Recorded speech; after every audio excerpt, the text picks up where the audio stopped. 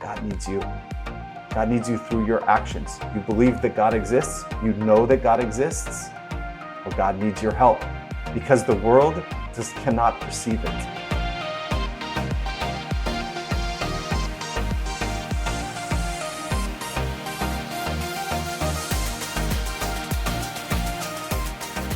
Hello and welcome back to the Christian Kabbalah channel. My name is Shimon Klinger.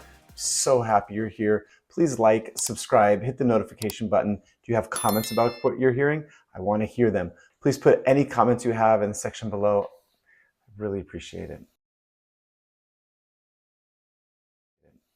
So we have been going through the prologue of the Gospel of John. That includes the first 18 verses. These first 18 verses introduce basic spiritual concepts that are then elucidated, they're described, and they're fleshed out in the later parts of the book. In this video, we are going to be looking at the verses of John 1, 6 through 8. Now, in your Bible, John 1, 6 through 8 reads this. There came a man who was sent from God. His name was John. He came as a witness to testify about the light, so that through him everyone might believe. He himself was not the light, but he came to testify about the light. Now, this is the literal understanding of the verse that has been read in this particular way for 2,000 years or so. We here at the Christian Kabbalah channel believe that there is a second double meaning to the same exact Greek, meaning that we can take the same line and look at the Greek and reinterpret using the same exact words in a different way. Now, don't get me wrong, this is a very, very common technique that is used to interpret the Torah, the first 5 books of the Bible. It is not so much done, however, to the Christian scriptures. However, that is what we are going to be doing. And when we reinterpret the same exact Greek, what we find is that the Gospel of John has a hidden message. The same verses can be read like this. There came man, as in mankind, sent from God, its name John. It, meaning mankind, came as a witness that it might testify about the light, that all might believe through it. It, mankind, was not the light, but that it might bear witness about the light. So in this particular video, we are going to peel back the layers of this verse so we can understand it from a different perspective. However, in order to do this, we're going to be jumping around the prologue, the first 18 verses, in order to be able to fully understand this. So we're going to start this process by looking at John 1:18. John 1:18 reads this. No one has ever seen God, the only begotten God, the one being in the bosom of the Father. He has made God known. So let's take a step back and think about the ramifications of one of these statements. And that statement is simply, no one has ever seen God. You know, it's really easy to read this line and not to think about it much. But let's think about it. Because when we think about it, it has huge ramifications. When John, the author of John, writes that no one has ever seen God, what that means is that in this reality that we currently live in, it is impossible to see God. What this is simply a universal spiritual law. That this reality that we live in, it is impossible to detect God with our 5 senses. No one has ever seen God, meaning that in the past, no one who has ever been alive has ever seen God. And in the future, no one will ever see God. It is impossible. Why? Because this reality that we live in was designed as such by God. So we're going to take this understanding that it is impossible to detect God in this world, and we're going to combine that with another couple verses from the prologue, which is John 1:1 through 3. Let's read that. These verses say, "In the beginning was the Word, and the Word was with God, and the Word was God. It was in the beginning with God. Through it," meaning through the Word, All things were made, and without it, not one thing was made that has been made. When we consider these verses, what are they telling us, right? First of all, that the first creation was itself God, right? God created the Word, and the Word was God. And everything in this world is included in the Word, which means that everything in the Word and everything in this world, which was created through the Word, is God. When we combine this with what we read in John 1:18, what this simply means is that everything in this world is God. So everything that exists, everything in creation is God. John 1:18, the last verse of the prologue, tells us that no matter what we do, we will never be able to sense or perceive God with our five senses. God is everywhere. It is the source of everything. And yet it is so impossible to find God in this world that we live in. And so, with all of this in mind, now let's turn to the verses that this video is really about, which is John 1:6-8. There came man, as in mankind, sent from God.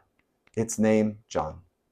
It, meaning mankind, came as a witness, that it might testify about the light, and that all might believe through it. It, meaning mankind, was not the light, but that it might bear witness about the light. So in the same way that in past videos we have discussed the idea that Jesus is a personification of our soul, we are now going to understand that John, the person of John, John the Baptist, in the Gospel of John, is a personification of every human being, of you, of me, of every single person, can be considered, especially before any spiritual development, to be John. In order to understand John 1:6-8, we need to separate ourselves from the Christian dogma. There are words that have a particularly Christian connotation. And these words are witness, testify, and to bear witness. These words have been dogmaticized, if that's even a word, by the church, right? We know what it means to testify or to give one's testimony, right? That means to stand up in front of the congregation or in front of someone else and to tell your story of how you found Jesus, right? Same with the idea of witnessing or bearing witness, right?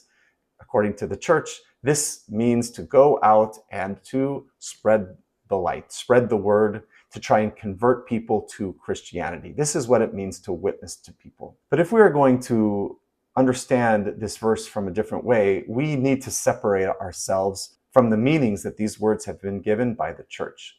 When John 1:6 tells us that man came as a witness, that we might testify about the light, and that we might bear witness, the text is using legal terminology. It is in a courtroom, during a trial, when a witness is called.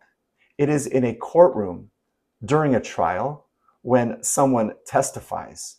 And it is in a courtroom that a witness will then bear witness, which is the verb form of it, about something that they saw, which means to put on the legal record something that they saw. When we remove ourselves from the church dogma, we realize that these verses are describing some sort of a trial. So we then have to ask ourselves, why? Why are legal terms used when describing man's purpose here on this planet?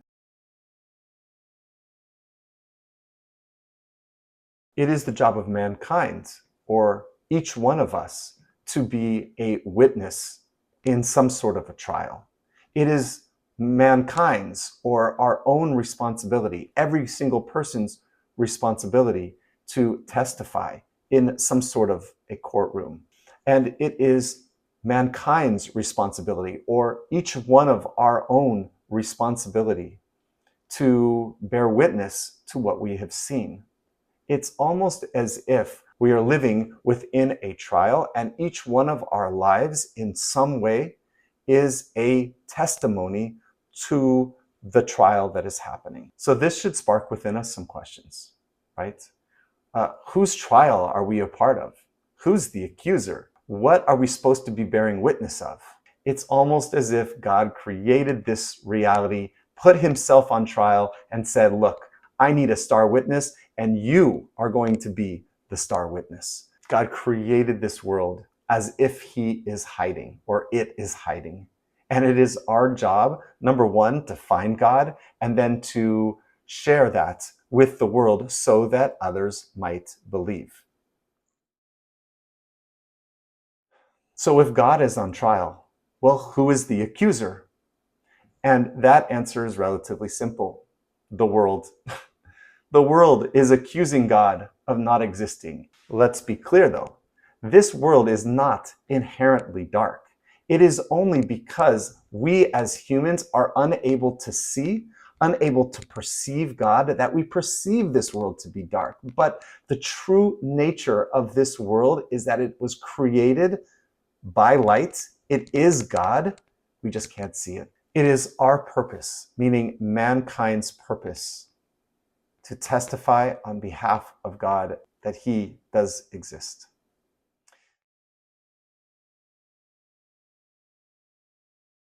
We have been assigned quite an important job.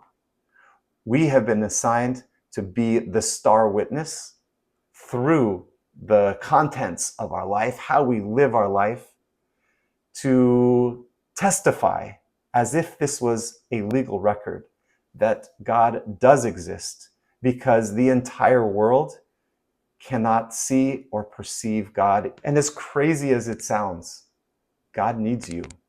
God needs me. God needs each one of us. And in fact, that is the purpose of this world.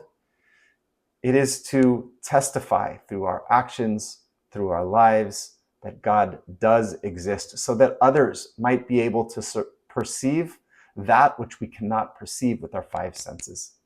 This is what John 6-8 is telling us, that God needs you. God needs you through your actions. You believe that God exists. You know that God exists. Well, God needs your help, because the world just cannot perceive it. Other people around the world literally cannot perceive through our five senses that this world is made up of God. The rest of the prologue will tell us how to do this. And in coming videos, we of course will go into what that means. Thank you so much for watching. I wish you the best. I love you all. See you in the next video. Have an amazing day.